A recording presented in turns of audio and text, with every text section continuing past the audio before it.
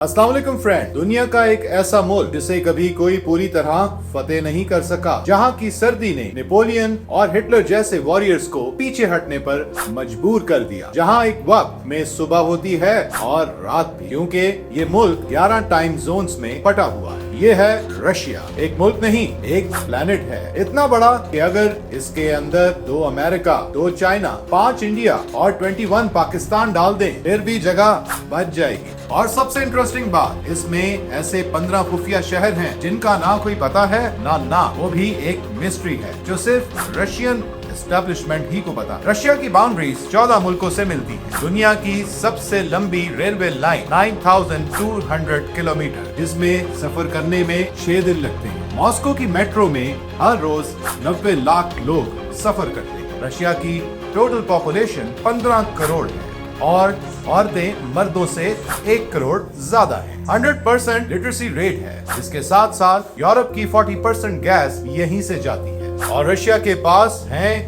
8400 nuclear weapon. Russia का defence budget 2024 के लिए तकरीबन $149 बिलियन था, जो 2023 के मुकाबले में 38% ज्यादा और 2015 के लेवल से डबल हो चुका है।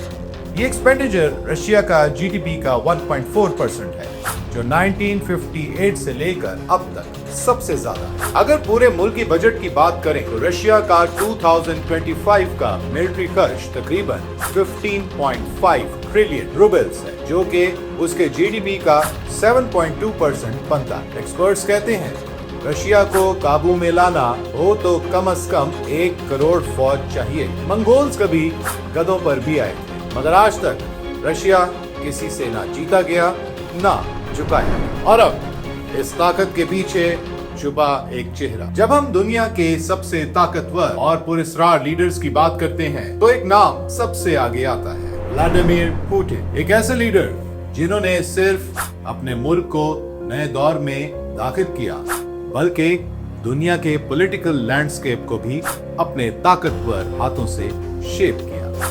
उनकी जर्नी एक ऐसे लीडर की है जो खुद को हर वक्त बदल रहा था, अपने इन्फ्लुएंस को बढ़ा रहा था और हर चैलेंज को अपने फायदे में कन्वर्ट कर रहा था। तो चलिए जानते हैं कि किस तरह व्लादिमीर पुतिन दुनिया के सबसे पावरफुल लीडर बने। व्लादिमीर पुतिन का बर्थ 7 अक्टूबर 1952 को लेनिनग्राड, जो कि अब सेंट पीटर्सबर्ग है, में हुआ। उनका बचपन एक बहुत ही मुश्किल और अनसर्टेन वक्त में गुजरा। उनकी माँ मारिया इवानोवाना एक फैक्ट्री वर्कर थी और उनके वालिद व्लादिमीर प्रिरिडोनोविच भी एक फैक्ट्री वर्कर थे। पुतिन का घर बहुत मॉडेस्ट था और वो बचपन में काफी डरे हुए थे। उनकी फैमिली की इकोनॉमिक सिचुएशन भी बहुत अच्छी नहीं थी, लेकिन पुतिन का दिमाग बहुत तेज था। अगर हम पुतिन के बचपन को देखें तो हमें ये समझ आता है कि उनके अंदर एक नेचुरल रेजिलियंस थी। पुतिन के बचपन की स्ट्रगल्स ने उनको वो करेज और डिटर्मिनेशन दी जो उन्होंने अपनी पूरी लाइफ में इस्तेमाल की। पुतिन को मार्शल आर्ट्स और जूडो का शौक लगा। जूडो और सैम्बो जैसे मार्शल आर्ट्स ने उनके अपने बॉडी और माइंड को कंट्रोल करने का तरीका सिखाया और इस डिसिप्लिन ने उनकी फ्यूचर लीडरशिप को मजीद निखार दिया, जो आगे चलकर उनकी पॉलिटिकल कैरियर में बहुत काम आई। उन्होंने अपनी स्कूलिंग लेनिनग्राड में ही की और अपनी एजुकेशन कंप्लीट की। 1975 में पुतिन ने लेनिनग्राड स्टेट यूनिवर्सिटी से ग्रेजुएशन की लॉ डिग्री हासिल की। उसके बाद KGB committee for state security में एडमिशन लिया।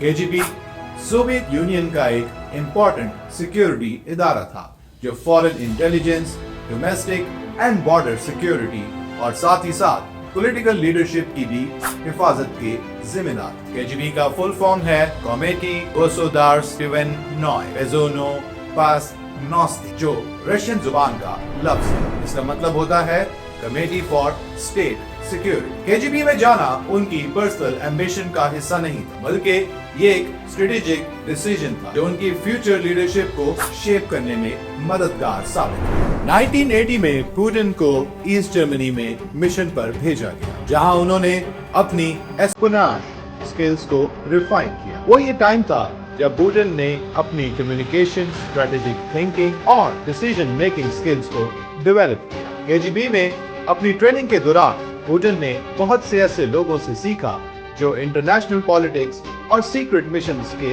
एक्सपर्ट्स हैं। वैसे आज का पुतिन की लीडरशिप को देखें तो उनकी केजीबी में ट्रेनिंग एविडेंट कैसे अपने ओपोनेंट्स को स्ट्रेटेजिकली हैंडल करना है, ये बहुत अच्छे तरीके से सीखा। 1990s में व्लादिमीर पुतिन ने एक साइलेंट एंट्री मारी। सेंट पीटर्सबर्ग के मेयर एनाटोली सोबचक के साथ काम शुरू की। जाहिर है ये सिर्फ जॉब नहीं थी, ये उनकी पावर गेम की ट्रेनिंग ग्राउंड। वहां उन्होंने पॉलिटिक्स, बिजनेस और पावर का असली टेस्ट ली। हर फाइल, हर मीटिंग, हर डिसीजन पुतिन ने सब कुछ एब्जॉर्ब किया। यहाँ से उनकी गेम ऑफ स्ट्रेटेजी शुरू। लेकिन जब सोबचाक का स्टार गिरने लगा, पुतिन ने वक्त पे मूव किया, सीधा मॉस्को, और ये मूव बन गया उनके पॉलिटिकल राइज का लॉन्च पैड। सोचो जरा, एक लो की ऑफिसर से लेकर क्रेमलिन तक, जहां रशिया की टॉप पॉलिटिकल पावर बसती है, पुतिन ने हर स्टेप पे गेम मास्टर की तरह सोचा। यही है असली चेस प्लेयर की स्टोरी। दोस्तों, सेंट पीटर्सबर्ग से मॉस्को तक का सफर पुतिन के लिए सिर्फ शहर बदलना नहीं था, ये था पावर का असली खेल में एंटर। पुतिन इतने लो प्रोफाइल थे कि लोगों ने पहले पूछा ये बंदा कौन है, लेकिन अंदर ही अंदर पुतिन पावर स्ट्रक्चर के अंदर घुस चुके बिना किसी शोर शराबे। 1996 में पुतिन मॉस्को की पावर हब में मजीद घुस गए और प्रेसिडेंट बोरिस येल्त्सिन के पास अपनी पोजीशन बनाई। येल्त्सिन की गवर्नमेंट ने उन्होंने एफएसबी, फेडरल सिक्योरिटी सर्विस का हेड भी बनाया। एफएसबी की लीडरशिप उनके लिए एक टर्निंग पॉइंट साबित हुई। एफएसबी के हेड बनकर पुतिन ने अपने पावर बेस को मजीद मजबूत किया और अपने पॉलिटिकल एम्बिशंस को फ्यूचर में परस्यू करने की स्ट्रेटजी बनाई।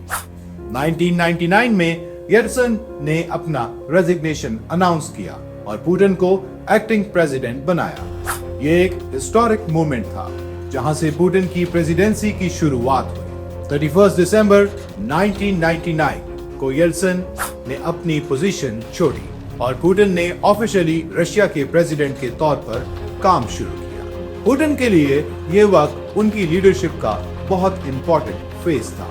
येल्त्सिन के रेजिग्नेशन के बाद पुतिन के लिए एक गोल्डन अपॉर्चुनिटी थी अपनी पॉलिटिकल आइडेंटिटी को एस्टैब्लिश करने की। आप सोच रहे हैं अगर ये मोमेंट ना आता तो पुतिन की लीडरशिप किस डायरेक्शन में होती? पुतिन ने अपनी लीडरशिप के इनिशियल दिनों में रशिया में ताकत को कंसोलिडेट करना शुरू किया, जहां उनका सबसे पहला निशाना बने पावरफुल ओलिगार्क, जो बिजनेसमैन सोवियत यूनियन के टूटने के बाद बहुत ज्यादा इकोनॉमिक इन्फ्लुएंस हासिल कर चुके थे। पुतिन ने उनके साथ एक ग्रैंड बार्गेन किया, अगर वो सरकार के साथ दें तो अपना मालो दौलत रखें, लेकिन जो खिलाफ गए उनके खिलाफ टफ लीगल एक्शन हुआ, जैसे मिखाइल खोडोरकोव्स्की, जिसे जेल भेज दिया गया। यह सिग्नल था अब असल ताकत क्रेमलिन के पास है, ना कि किसी बिजनेस अंपायर के पास। पुतिन ने मीडिया, ऑपोजिशन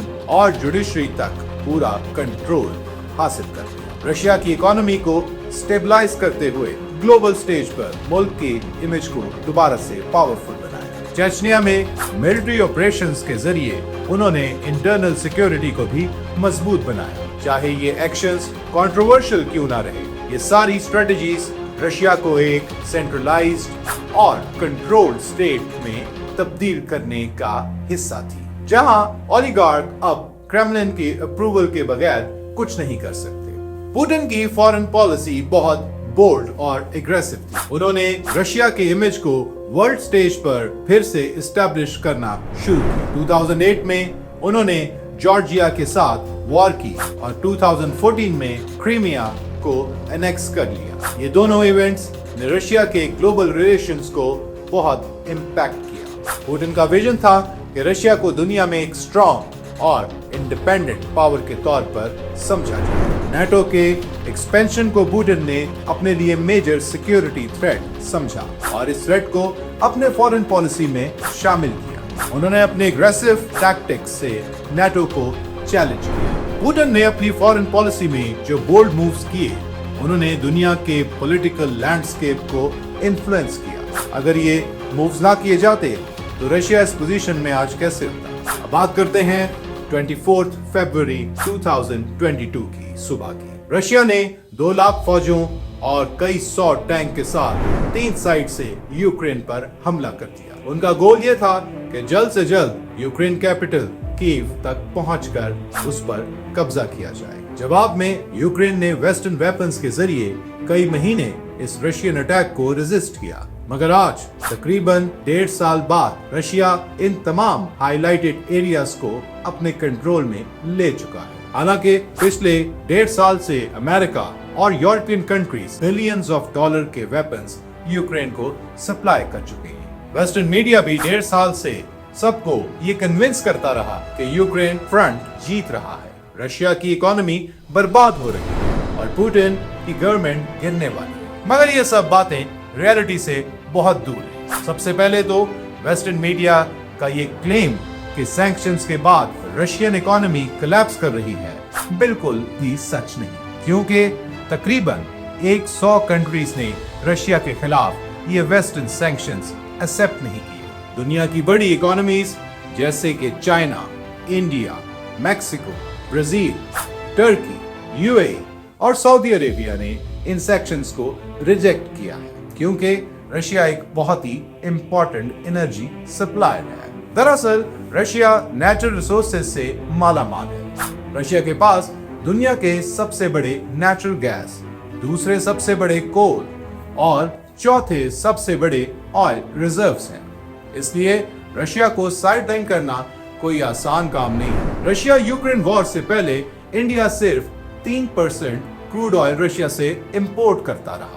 आज इंडिया का 40% क्रूड ऑयल रशिया से इंपोर्ट हो रहा है। इसी तरह चाइना और रशिया के दरमियान भी एक अंडरस्टैंडिंग डेवलप हो चुकी है, जिसके मुताबिक चाइना अपने बॉर्डर के साथ रशियन एरियाज में नेचुरल रिसोर्सेज एक्सप्लॉइट करने के लिए इंफ्रास्ट्रक्चर और लेबर देगा और बदले में रशिया चाइना को आधी कीमत पर ऑयल और गैस सप्लाई करेगा। इस तरह चाइना स्ट्रेट ऑफ मलाक्का के ट्रैप से भी निकलता जा रहा है, जो कि उसकी एक बहुत बड़ी कमजोरी थी। इसी तरह अमेरिका, जो रशिया पर सैंक्शंस लगाने में सबसे आगे था, उसी के न्यूज़पेपर न्यूयॉर्क टाइम्स के मुताबिक 2022-23 तक अमेरिकन कंपनीज ने रशिया से न्यूक्लियर एनर्जी खरीदने के लिए $1 बिलियन की पेमेंट की है। वेस्टर्न कंट्रीज के सैंक्शन के बाद रशिया का सारा ट्रेड नॉन वेस्टर्न कंट्रीज के साथ शिफ्ट हो गया है। Central Asian countries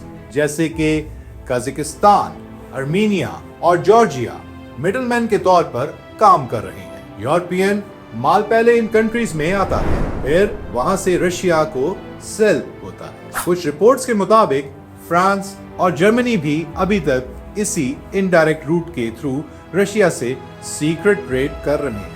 Russia rouble भी अपने प्री वॉर वाले लेवल्स तक वापस आ चुका है और इसमें रशियन गवर्नमेंट की स्मार्ट प्लानिंग का बहुत बड़ा हाथ है। जब रशिया पर सैंक्शंस लगी और रूबल कोलैप्स कर गया तो गवर्नमेंट ने फॉरेन करेंसी खरीदना बैन कर दिया और एक्सपोर्ट करने वाली रशियन कंपनीज को फोर्स किया कि वो अपने 80% प्रॉफिट्स रूबल में रखें। इसी इंपोर्ट बैन और हाई रूबल डिमांड की वजह से रशियन करेंसी बाउंस बैक करके पिछले 8 साल के सबसे हाई लेवल पर पहुंच चुकी है। So in a nutshell, strong currency, alternative trade partners और कंटिन्यूस सप्लाई ऑफ कैश के साथ पुतिन ने एक ऐसी इकोनॉमी खड़ी कर ली है कि रशिया अगले 5 साल भी यूक्रेन वॉर को सस्टेन कर सकता है। मगर दूसरी तरफ वेस्टर्न इकोनॉमीज और स्पेशली यूक्रेन शायद अब इस वॉर को